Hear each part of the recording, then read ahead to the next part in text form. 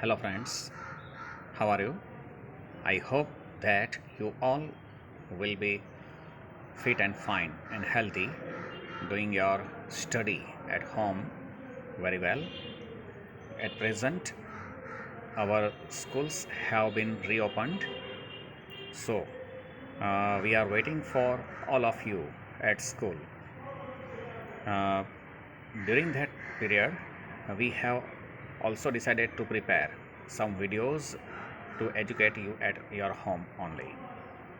તો આજે તમે ઘરેથી પણ તૈયારી કરી શકો એ માટે અમે આ એક વિડીયો બનાવી રહ્યા છીએ. The title is synthesis. આનું ટાઇટલ સિન્થેસિસ આપેલું છે. હવે સિન્થેસિસમાં તમને સૂચના આવતી હોય છે, join the following sentences into a meaningful sentence.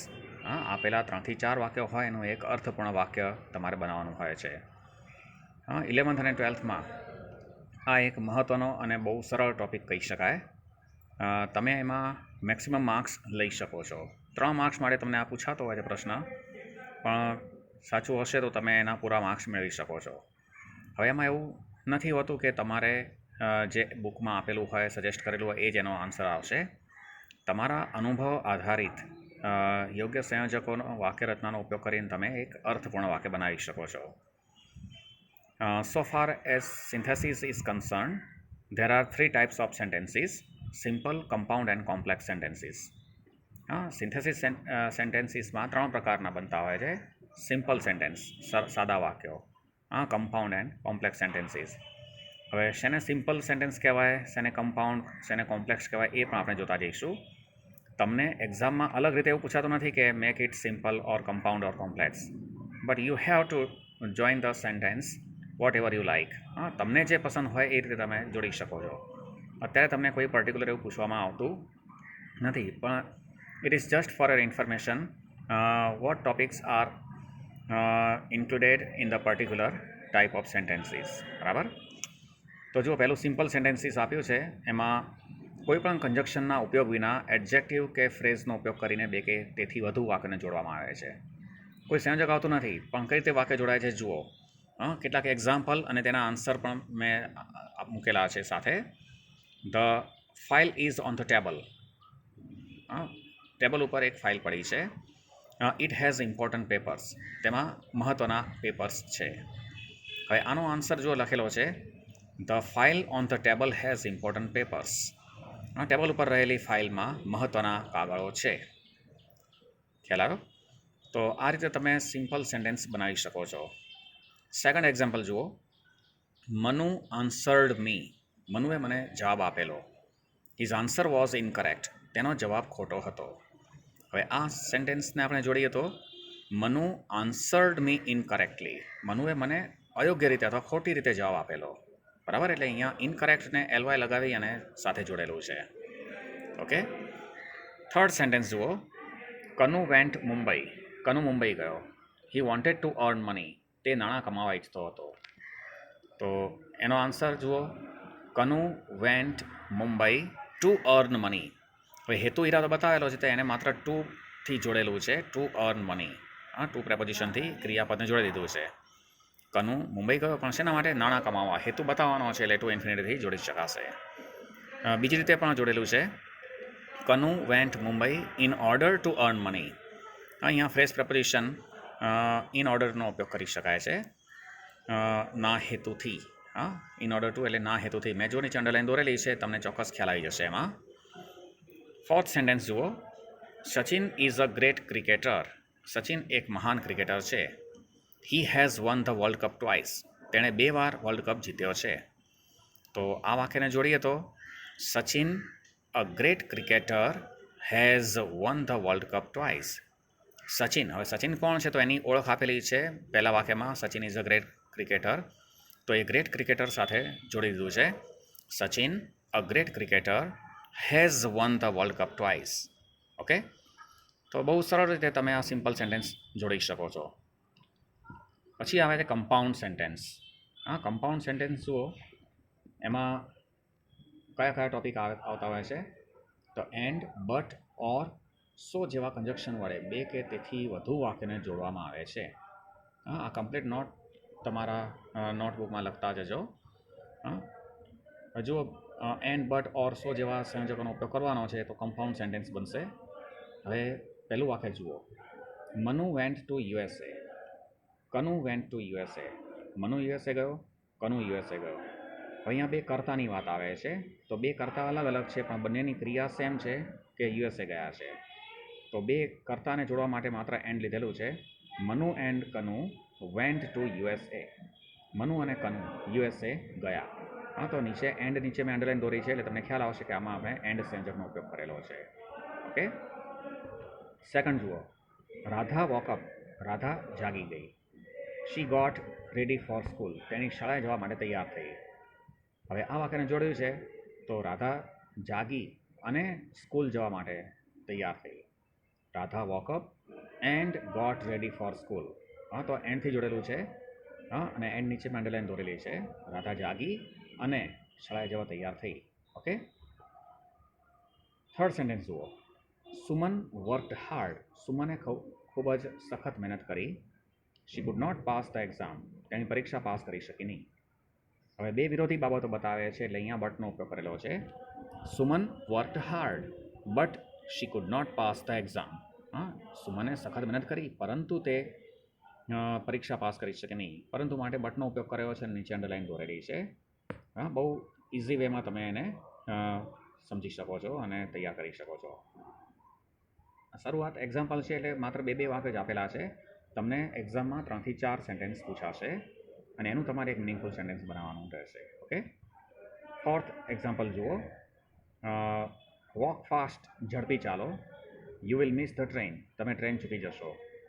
હવે અહીંયા ઝડપી ચાલો, નહીં તો તમે ટ્રેન ચૂકી જશો. બરાબર. તો આમાં વિકલ્પ બતાવવાનો છે તો ઓર ઉપયોગ કરી શકાય. જો નહીં તો હોય તો તમે અહીંયા અધરવાઇઝ પણ લઈ શકો. Walk fast or you will miss the train. Or નીચે અંડરલાઈન દોરેલી છે. ઓરની જગ્યાએ તમે અધરવાઇઝ પણ લઈ શકો છો. Okay. Radha is ill. Radha બીમાર છે. She will not come. તેણી આવશે નહીં. હા, રાધા બીમાર છે તેથી તેણી નહીં આવે. હા, Radha is ill so she will not come. તો અહીંયા સોનો ઉપયોગ કરે છે. સો નીચે અંડરલાઈન દોરેલી છે. તમે એની જગ્યાએ ધેર ફોર પણ લઈ શકો છો. ઓકે. તો આ તમે કમ્પાઉન્ડ સેન્ટેન્સ જોયા. બહુ ઇઝી વેમાં તમે એને સોલ્વ કરી શકો છો. હવે કોમ્પ્લેક્સ સેન્ટેન્સીસ જોઈએ. જુઓ, કોમ્પ્લેક્સ સેન્ટેન્સીસ. હવે એમાં જુઓ, adjective clause, adverb clause, noun ક્લોઝના ઉપયોગ વડે બે કે તેથી વધુ વાક્યને જોડવામાં આવે છે. હા, એડજેક્ટિવ ક્લોઝનો ઉપયોગ કરી શકો, એડવર્બ ક્લોઝ અથવા તો નાઉન ક્લોઝનો ઉપયોગ કરી શકો છો બે કે તેથી વધુ વાક્યને જોડવા માટે. હવે એમાં કયા સંયોજક આવે છે એ પણ આપેલું છે. સંયોજક એટલે કન્જક્શન. બરાબર. જુઓ, who, whose, whom, which, how, where, when, if, why, though, what, because, as, so that જેવા સબઓર્ડિનેટ કન્જક્શનનો ઉપયોગ થાય છે. બરાબર. આવા સહસંયોજકોનો આપણે ઉપયોગ કરી શકાશે. WH વર્ડ્સ છે, હા, બીકોઝ છે, ધો છે, સો ધેટ છે, આ બધા લઈ શકાશે. પહેલું એક્ઝામ્પલ જુઓ, Radhika is talking two A person. Radhika એક વ્યક્તિ સાથે વાત કરી રહી છે. He is the principal. તે પ્રિન્સિપાલ છે. તો એનો જવાબ આપણે જોડીએ છીએ. Radhika is talking two A person who is the principal. Radhika એક વ્યક્તિ સાથે વાત કરી રહી છે કે જેવો પ્રિન્સિપાલ છે. હા, એ વ્યક્તિની ઓળખ આપવા માટે અહીંયા WH વર્ડમાંથી હુનો ઉપયોગ કરેલો છે, કે જેવો પ્રિન્સિપાલ છે. બરાબર. સેકન્ડ સેન્ટેન્સ જુઓ, Sita is a student. Sita એક વિદ્યાર્થીની છે. The principal praised her yesterday. પ્રિન્સિપાલે ગઈકાલે તેની પ્રશંસા કરી હતી. તો સીતા એક વિદ્યાર્થીની છે કે જેની ગઈકાલે પ્રિન્સિપાલે તેની પ્રશંસા કરી હતી. હા, કે જેની વ્યક્તિને સંબંધિત બાબત છે તો અહીંયા હુમનો ઉપયોગ કરેલો છે. Sita is a student whom the principal praised yesterday. તો અહીંયા આપણે હુમનો ઉપયોગ કર્યો છે. બરાબર. એટલે બહુ સરળતાથી તમે સમજી શકો છો. થર્ડ સેન્ટેન્સ જુઓ, Ramlal is an old man. Ramlal એક વૃદ્ધ વ્યક્તિ છે. His son is a soldier in the Indian army. તેનો દીકરો ઇન્ડિયન આર્મીમાં સૈનિક છે. તો વાક્ય જોડાશે. હા, રામલાલ એક વૃદ્ધ વ્યક્તિ છે કે જેનો દીકરો આર્મીમાં એક સૈનિક છે. કે જેનો દીકરો સંબંધિત બાબત બતાવવાની છે. હા, એટલે અહીંયા હુઝનો ઉપયોગ કરેલો છે. Ramlal is an old man whose son is a soldier in the army. Ramlal એક વૃદ્ધ વ્યક્તિ છે કે જેનો દીકરો હુઝ સન, બરાબર, એટલે હુઝ નીચે મેં અંડરલાઈન દોરેલી છે. હા, ખ્યાલ આવ્યો? ફોર્થ સેન્ટેન્સ જુઓ. I have a car. મારી પાસે એક કાર છે. It is imported. તે ઇમ્પોર્ટેડ છે, આયાત કરેલી. તો આમાં કાર માટે નિર્જીવ વસ્તુ છે તે એના માટે વિચનો ઉપયોગ કરેલો છે. I have a car which is imported. મારી પાસે એક કાર છે કે જે ઇમ્પોર્ટેડ છે, કે જે આયાત કરેલી છે. ઓકે, તો વિચનો ઉપયોગ કરેલો છે અને નીચે અંડરલાઈન દોરી છે એટલે તમને ચોક્કસ સમજવામાં સરળ પડશે. પાંચમું એક્ઝામ્પલ જુઓ. She is corrupt. તેણી ભ્રષ્ટાચારી છે. All know it. બધા જ લોકો તે જાણે છે. તો વાક્ય જોડાશે કે બધા જાણે છે કે તેણી ભ્રષ્ટાચારી છે.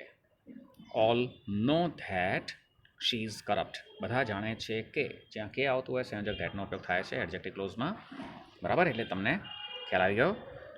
ધેટ નીચે અંડરલાઈન દોરેલી છે. He solved the problem in a certain way. તેણે કોઈક રીતે સમસ્યા ઉકેલી. The teacher could not understand it. શિક્ષક તે સમજી શક્યા નહીં. તેણે સમસ્યા કોઈક રીતે ઉકેલી, શિક્ષક તે સમજી શક્યા નહીં કે એણે કઈ રીતે ઉકેલી. તો અહીંયા આપણે હાઉનો ઉપયોગ કરેલો છે, બરાબર, અને ઇન અ સર્ટેન વે નીકળી જશે, બરાબર. The teacher could not understand how he solve the problem. The teacher could not understand how he solve the problem, અને હાઉ નીચે અંડરલાઈન દોરેલી છે. શિક્ષક સમજી શક્યા નહીં કે તેણે કેવી રીતે સમસ્યા ઉકેલી, કેવી રીતે માટે હાઉનો ઉપયોગ કરેલો છે. સેવન્થ સેન્ટેન્સ જુઓ. It is Mandvi. તે માંડવી જ છે. Mister Shyamji Krishna Varma was born here. Mister Shyamji Krishna Varma અહીં જન્મ્યા હતા. તો વાક્ય જોડેલું છે. It is Mandvi where mister Shyamji Krishna Varma was born. તે માંડવી જ છે કે જ્યાં, એક પ્લેસનો ઉલ્લેખ કરવાનો છે એટલે વેરનો ઉપયોગ થશે. It is Mandvi where mister Shyamji Krishna Varma was born. Okay, next sentence. Work hard you will get good marks. સખત મહેનત કરો, તમે સારા માર્ક્સ મેળવશો. તો આને આપણે અહીંયા ઇફનો ઉપયોગ કરેલો છે કે જો તમે સખત મહેનત કરો છો તો તમે સારા માર્ક્સ મેળવશો, બરાબર. તો પહેલું વાક્ય છે એ ઇમ્પેરેટિવ આજ્ઞાર્થ વાક્ય છે, કરતા યુ સૂચિત છે, લખ્યો નથી. તો આપણે ઇફનો ઉપયોગ કરીશું એટલે આમાં યુ લખવો પડશે, બરાબર. If you work hard you will get good marks. જો તમે સખત મહેનત કરો છો તો તમે સારા માર્ક્સ મેળવશો. ઇફનો ઉપયોગ કરી એના પછી કરતા યુ લેવાનું રહેશે, બરાબર. નંબર 9. He earns much. તે ઘણું બધું કમાય છે. He is not satisfied. તેને સંતોષ નથી. હવે બે વિરોધી બાબત છે તો એમાં તમે બટ, યટ, સ્ટીલ, ધો, ઓલ્ધો બધા લઈ શકો છો. અહીંયા ધોનો ઉપયોગ કરેલો છે. Though he earns much he is not satisfied. તે ઘણું કમાતો હોવા છતાં પણ સંતોષી નથી. ધોની જગ્યાએ ઓલ્ધો, ઇવન ધો આવે, અને બટ, યટ, સ્ટીલ છે એ ધોથી વિરુદ્ધ જગ્યાએ, એટલે he earns much but he is not satisfied, still he is not satisfied, એટલે બે વાક્યની વચ્ચે બટ, યટ, સ્ટીલ મૂકી શકાય. Okay. Number 10. He could not attend the function. તે ફંક્શનમાં હાજરી આપી શક્યો નહીં. He was late. તે મોડો હતો. તો વાક્ય જોડેલું છે. He could not attend the function because he was late. તે ફંક્શનમાં હાજરી આપી શક્યો નહીં કારણ કે તે મોડો હતો. એટલે કારણ બતાવવાનું છે એટલે અહીંયા બિકોઝનો ઉપયોગ કરેલો છે, બરાબર. એટલે બિકોઝ નીચે મેં અંડરલાઈન પણ દોરી છે, બરાબર. તો આ રીતે તમે સિમ્પલ, કમ્પાઉન્ડ અને કોમ્પ્લેક્સ સેન્ટેન્સીસનું એક મિનિંગફુલ સેન્ટેન્સ બનાવી શકો છો. હવે તમને પ્રેક્ટિસ માટે કેટલાક વાક્યો અહીં મૂકેલા છે, જુઓ. અહીંયા દરેક નંબર ઉપર 4 વાક્યો આપેલા છે. એનું એક અર્થપૂર્ણ વાક્ય બનાવવાનો પ્રયત્ન કરેલો છે. એક વાત ધ્યાન રાખશો કે મેં જે લખ્યા છે માત્ર એ જ એનો ફાઇનલ આન્સર નથી. તમે એના સિવાય પણ અર્થપૂર્ણ રીતે બીજી રીતે પણ વાક્ય લઈ શકો છો. જો પહેલું વાક્ય છે, ધ કિંગ વોઝ ઇલ. રાજા બીમાર હતા. The people heard the news. લોકોએ તે સમાચાર સાંભળ્યા. તે ક્રાઉડેડ ટુ ધ પેલેસ. તેઓ મહેલ પાસે ભેગા થયા. They wish two inquire about his health. તેઓને તેની તંદુરસ્તી વિશે પૂછવાની ઈચ્છા હતી. હા, લોકોની ઈચ્છા હતી કે રાજાની તંદુરસ્તી વિશે સમાચાર પૂછી લેવાના. હવે આ વાક્ય જુઓ. ધ પીપલ, લોકોએ સમાચાર સાંભળ્યા કે રાજા બીમાર હતા. લોકોએ સમાચાર સાંભળ્યા કે રાજા બીમાર હતા, તેથી તેઓ પેલેસ પાસે એકઠા થયા. તેથી તેઓ પેલેસ પાસે તેની તબિયતની પૂછપરછ કરવા એકઠા થયા. ગુજરાતીમાં તમે એનો અર્થઘટન કરશો તો તમે આ 4 વાક્યોનું ચોક્કસ રીતે ગોઠવણી કરી અને સંયોજકનો ઉપયોગ કરી જોડી શકો છો. જુઓ, લોકોએ સમાચાર સાંભળ્યા કે રાજા બીમાર હતા. કે માટે અહીંયા ધેટનો ઉપયોગ કર્યો છે. The people heard the news that the king was ill. લોકોએ સાંભળ્યું કે રાજા બીમાર હતા, તેથી તેઓ મહેલ પાસે એકઠા થયા. તેથી એટલે અહીંયા તમે સો ધ ધેરફોરનો ઉપયોગ કરી શકો છો. So they crowded to the palace. તેથી તેઓ પેલેસ પાસે એકઠા થયા. શેના માટે તો હેતુ બતાવેલો છે, તો to inquire about his health. તેની તબિયતની પૂછપરછ કરવા માટે. તમને ખ્યાલ આવ્યો હશે કે આમાં સંયોજકોનો ઉપયોગ કરેલો છે. જે વાક્યો જે ક્રમમાં જોડાયા છે એ આપ્યા હોય એ જ ક્રમમાં જોડાય એવું જરૂરી નથી હોતું. બરાબર? અર્થ મુજબ તમારે વાક્યના ક્રમમાં ફેરફાર કરવો પડશે. જો સેકન્ડ નંબર ઉપર, honest persons don't tell lies. પ્રમાણિક લોકો ખોટું બોલતા નથી. They do not cheat others. તેઓ બીજાને છેતરતા નથી. ચીટ એટલે છેતરવું. તેઓ બીજાને છેતરતા નથી. પીપલ ઓનર ધેમ. લોકો તેમનું સન્માન કરે છે. They love them to. તેઓ તેમને ચાહે પણ છે. પ્રમાણિક લોકો ખોટું બોલતા નથી. તેઓ બીજાને છેતરતા નથી. લોકો તેઓનું સન્માન કરે છે. તેઓ એમને ચાહે પણ છે. હવે આ વાક્યને જુઓ તો પહેલાં 2 વાક્યો છે નકારાત્મક છે. Honest persons don't tell lies અને બીજું છે they do not cheat others. તો એમાં નાઈધર નોર લઈ શકાય કે પ્રમાણિક લોકો નથી ખોટું બોલતા કે નથી બીજાને છેતરતા. તો નાઈધર નોરથી જોડેલા જ 2 વાક્યો. Honest persons neither tell lies nor cheat others. બરાબર? હવે તેથી લોકો તેઓનું સન્માન કરે છે અને તેમને ચાહે છે. તેથી એટલે અહીંયા સો અથવા ધેરફોર લઈ શકાય. So people honour and love them. અહીંયા બીજી વાર એકવાર પીપલ વધારાનું લખાઈ ગયું છે. તમે જરા એને કેન્સલ કરી નાખજો. સો people honour and love them. Okay? અહીંયા સો અને પીપલ મેં બીજી વાર લખ્યું છે. જરા ભૂલથી થઈ ગયું છે. વાક્ય આ રીતે જોડાશે. Honest persons neither tell lies nor cheat others. So people honour and love them. બરાબર? એટલે જુઓ, મેં નાઈધર નોર નીચે અંડરલાઈન દોરી છે. સો અને એન્ડ નીચે પણ અંડરલાઈન દોરેલી છે. બરાબર? Number 3, the shepherd saw the traveller. ભરવાડે એક મુસાફરને જોયો. He was coming towards the cave. તે ગુફા તરફ આવી રહ્યો હતો. He rose to welcome him. તે એને આવકારવા માટે ઊભો થયો. He offered him a place in his cave. તેણે તેની ગુફામાં એને સ્થાન આપ્યું. હવે અહીં જુઓ, વાક્યને કયા ક્રમમાં લેવાના છે અને કયા સંયોજકોનો ઉપયોગ કરવો પડશે. ફરીવાર તમારા ધ્યાનમાં આ વાક્યરચના જુઓ કે શેફર્ડે એક ટ્રાવેલરને જોયો. તે તેની ગુફા તરફ આવી રહ્યો હતો. તે એને આવકારવા માટે ઊભો થયો. તેણે એને પોતાની ગુફામાં સ્થાન આપ્યું. તો અહીંયા વાક્યને જોડવા માટે પ્રયત્ન કર્યો છે. એમાં જ્યારે શેફર્ડે ટ્રાવેલરને પોતાની ગુફા તરફ આવતો જોયો ત્યારે તેને આવકારવા માટે ઊભો થયો અને પોતાની ગુફામાં સ્થાન આપ્યું. બરાબર? આ રીતે વાક્યને જોડ્યું છે. એટલે અહીંયા જ્યારે ત્યારે આવે તો અહીંયા વેનનો ઉપયોગ કરેલો છે. જુઓ, when the shepherd saw the traveller coming towards the cave, he rose to welcome him and offered a place in his cave. અને તેની ગુફામાં તેને સ્થાન આપ્યું. તો અહીંયા મેં વેન અને એન્ડનો ઉપયોગ કર્યો છે. બરાબર? નીચે અંડરલાઈન દોરેલી છે. ચોક્કસ તમારા ધ્યાનમાં સ્પષ્ટ થઈ ગયું હશે. 4th એક્ઝામ્પલ જુઓ. Women need to be helped. સ્ત્રીઓને મદદની જરૂર પડતી હોય છે. હવે આ સેન્ટેન્સ આપણી ટેક્સ્ટ બુકનું છે. બરાબર? સ્ત્રીઓને મદદની જરૂર પડતી હોય છે. Women lifted over ditches. સ્ત્રીઓને ખાડો પાર કરવા માટે ઉપાડીને કરાવવામાં આવે છે. ઓલ સે ધીસ. બધા જ લોકો આવું કહેતા હોય છે. નોબડી હેલ્પ્સ મી. મને તો કોઈ મદદ નથી કરતું. હવે આ 4 વાક્યો છે સુઝનર ટ્રુથના લેશનમાંથી લીધેલા છે. બધા જ લોકો કહે છે કે સ્ત્રીઓને ખાડા પાર કરવા માટે અને તેને મદદની જરૂર પડતી હોય છે. પરંતુ મને તો કોઈ મદદ કરતું નથી. બધા લોકો કહે છે કે તો થર્ડ સેન્ટેન્સ પહેલાં લીધેલું છે. All say that women need to be helped and lifted over ditches. સ્ત્રીઓને મદદની પણ જરૂર હોય છે અને ખાડા પણ પાર કરાવવા પડતા હોય છે. પરંતુ મને તો કોઈએ મદદ ન કરી, પરંતુ માટે વિરોધી બાબત માટે બટનો ઉપયોગ કરેલો છે. બટ નો બડી હેલ્પ્સ મી. બરાબર, ત્રણેય સંયોજક નીચે મેં અંડરલાઇન દોરેલી છે. 5th એક્ઝામ્પલ જુઓ. Monkey's paw had caused enough trouble. વાંદરાના પંજાએ ઘણી તકલીફ ઊભી કરી હતી. Mister Morris threw it in the fire. Mister મોરિસે તે પંજાને આગમાં ફેંકી દીધો. Mister White quickly retrieved the paw. Mister વ્હાઇટે તે પંજાને ઝડપથી મેળવી લીધો. રિટ્રીવ એટલે પાછું મેળવવું.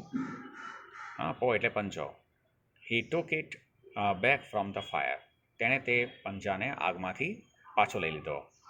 અહીંયા રિટ્રીવ અને ટેક ઇટ બેક આ બંને સેમ અર્થ ધરાવે છે, એટલે બે વાર એકના એક શબ્દનો ઉપયોગ ના થાય એ ધ્યાન રાખવું પડશે. બરાબર. હવે જુઓ,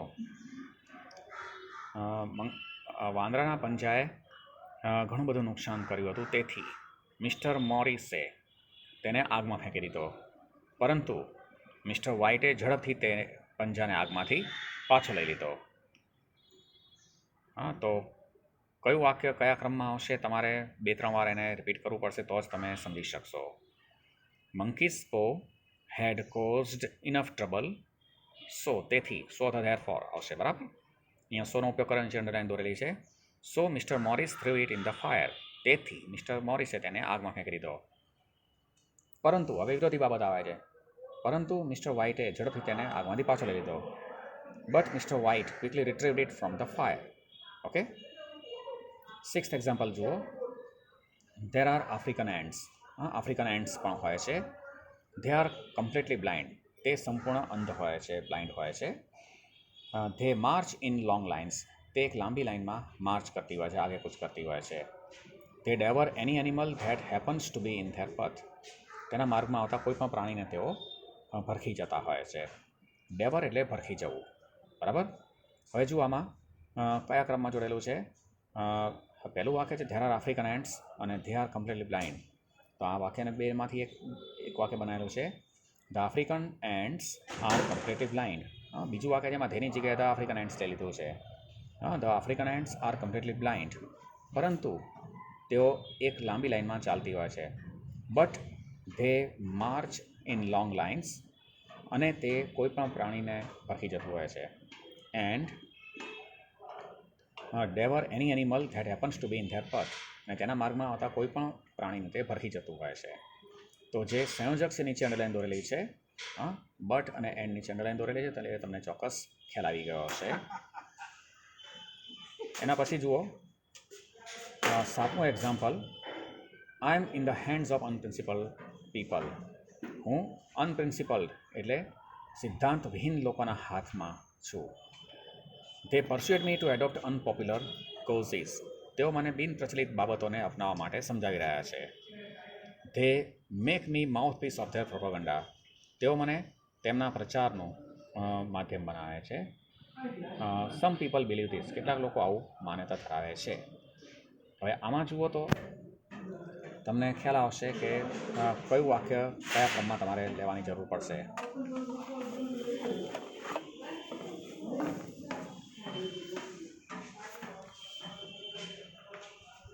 કેટલાક લોકો માન્યતા ધરાવે છે કે હું એક સિદ્ધાંતવિહીન લોકોના હાથમાં છું, કે જેઓ મને બિનપ્રચલિત બાબતો અપનાવવા માટે સમજાવી રહ્યા છે અને તેમના પ્રચારનું મને માધ્યમ બનાવી રહ્યા છે. તો છેલ્લા વાક્યથી શરૂઆત કરેલી છે. તો એમાં જુઓ, સમ પીપલ બિલીવ ધેટ. કેટલાક લોકો માન્યતા ધરાવે છે કે માટે અહીંયા ધેટનો ઉપયોગ કરેલો છે. Some people believe that I am in the hands of unprincipled people. કે હું સિદ્ધાંતહીન લોકોના હાથમાં સપડાઈ ગઈ છું. હુ પરસ્યુએડ મી. કે જેઓ મને સમજાવી રહ્યા છે. કે જેઓ માટે અહીંયા હુનો ઉપયોગ કરેલો છે. Who persuaded me to adopt unpopular causes and make me mouth piece of their propaganda. અને તેઓ મને પોતાના પ્રચારનું માધ્યમ પણ બનાવી રહ્યા છે. ઓકે. તો જે સંયોજક નીચે અંડરલાઇન દોરેલી છે, વાક્યનું અર્થઘટન આપણે ગુજરાતી માધ્યમમાં ભણ્યા છીએ, તો તમે એને બરાબર ગુજરાતીમાં પણ પહેલાં સમજવાનો પ્રયત્ન કરશો તો ચોક્કસ તમારા મનમાં એ સ્પષ્ટ થઈ જશે. 8મું વાક્ય જુઓ. Ants play games and nurse their sick babies. કીડીઓ રમતો રમતી હોય છે અને તેમના બીમાર બાળકોની, બીમાર બચ્ચાઓની સંભાળ પણ લેતી હોય છે. They have a highly developed social sense. તેમનામાં એક ઉચ્ચ પ્રકારની સામાજિક સમજદારી એમણે વિકસાવેલી હોય છે. They have social sense like human being. તેમનામાં મનુષ્ય જેવી સામાજિક સમજદારી હોય છે. We are told this. આપણને આવું કહેવામાં આવે છે. હવે આમાં જુઓ તો આપણને કહેવામાં આવે છે કે હવે કીડીઓ વિશે આપણને કહેવામાં આવે તો છેલ્લું વાક્ય છે એ પહેલાંથી શરૂઆત કરવી પડશે. એ પહેલાં લઈશું. વી આર ટોલ્ડ ધેટ સંયોગનો ઉપયોગ કરેલો છે.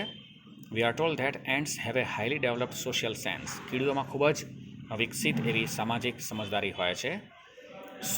હવે સો અથવા ધેરફોરનો ઉપયોગ કરી શકાય. તેથી they play games and nurse their sick babies. તેથી તેઓ રમતો પણ રમે છે અને તેમના બીમાર બચ્ચાઓની સંભાળ પણ લેતી હોય છે. નંબર 9 જુઓ. I am suffering from headache. હું માથાના દુખાવાથી પીડિત છું. I am not in the position to attend the meeting. હું મિટિંગમાં હાજર રહેવાની સ્થિતિમાં નથી. I called my secretary. મેં મારા સેક્રેટરીને કોલ કર્યો. I informed him. મેં તેને જણાવ્યું. તો આમાં પણ જુઓ તો તમારે છેલ્લા વાક્યથી શરૂ કરવું પડશે કે મેં મારા સેક્રેટરીને કોલ કરી અને જણાવ્યું કે I called my secretary and informed him that, કે હું માથાના દુખાવાથી પીડિત છું. That I am suffering from headache. તેથી એટલે સો અથવા ધેરફોર લઈ શકાય. So I am not in the position to attend the meeting. તેથી હું મિટિંગમાં હાજરી રહી શકું તેવી સ્થિતિમાં નથી. બરાબર. એટલે સંયોજક નીચે જુઓ, મેં અંડરલાઈન દોરેલી છે. ખ્યાલ આવી ગયો. Number 10. He has brought a message. તે એક સંદેશો લઈ આવ્યો છે. It is from the collector. તે કલેક્ટર તરફથી આવેલો છે. The chief minister is to visit the town. Chief minister શહેરની મુલાકાત લેવાના છે. He will visit it next Sunday. તે આવતા રવિવારે મુલાકાત લેશે. હવે આ વાક્યને આપણે જોઈએ તો તે કલેક્ટરનો સંદેશો લઈ આવ્યો છે કે ચીફ મિનિસ્ટર આવતા રવિવારે શહેરની મુલાકાત લેશે. બરાબર. તો આ વાક્યની અંદર જુઓ તો પહેલું જ વાક્યની શરૂઆત થશે he has brought the message. પછી બીજા વાક્ય ફ્રોમ ધ કલેક્ટરથી જોડી દીધું છે. ઇટ ઇઝ કાઢી નાખ્યું છે. તે કલેક્ટરનો સંદેશો લઈ આવ્યો છે કે he has brought the message from the collector that. કે આવે એટલે સંયોજક ધેટનો ઉપયોગ થાય. That the chief minister is to visit the town next Sunday. છેલ્લા વાક્યમાંથી નેક્સ્ટ સન્ડે સીધું જોડી દીધું છે એટલે સમય ઇન્ડિકેટ થઈ ગયો. બરાબર. નંબર 11 જુઓ. હી હેડ રેડ મિલ્ટન. તેણે મિલ્ટનને વાંચેલા. હવે મિલ્ટન એ અંગ્રેજી સાહિત્યના એક મહાન કવિ થઈ ગયા. બરાબર. તેણે મિલ્ટનને વાંચેલા એટલે કે મિલ્ટનના જે ક્રિએશન, જે સાહિત્ય સર્જન છે એને વાંચેલું. He had read it in prose translation. તેણે એને ગદ્ય ટ્રાન્સલેશનમાં વાંચેલું. He had read it when he was 14. તેણે જ્યારે 14 વર્ષના હતા ત્યારે એ વાંચેલા. He told us this. તેણે અમને આવું કહ્યું. હવે આમાં છેલ્લું વાક્ય પહેલું લેવાશે. તેણે અમને કહેલું કે તેઓ જ્યારે 14 વર્ષના હતા ત્યારે તેણે મિલ્ટનને વાંચેલા. તે 14 વર્ષના હતા ત્યારે તેણે મિલ્ટનને પ્રોઝ ટ્રાન્સલેશનમાં વાંચેલા, ગદ્ય ભાષાંતરમાં વાંચેલા. તો છેલ્લું વાક્ય શરૂઆત કરીશું. He told us that. તેણે અમને કહેલું કે માટે અહીંયા ધેટ સંયોજક આવશે. He told us that he had read Milton in prose translation when he was 14. જ્યારે તેઓ 14 વર્ષના હતા ત્યારે તો એમાં વેનનો ઉપયોગ કર્યો છે. બરાબર. તો અહીંયા સંયોજક નીચે મેં અંડરલાઈન દોરેલી છે, તો તમે ચોક્કસ સમજી શકશો. આ બધા જ એક્ઝામ્પલ તમારી નોટબુકમાં તમે લખશો અને રિપીટ કરશો અને બીજી વધુ પ્રેક્ટિસ પણ કરતા રહેશો તો તમને સિન્થેસિસમાં કોઈ મુશ્કેલી નહીં પડે એવી આશા રાખું છું. ઓકે, બેસ્ટ લક.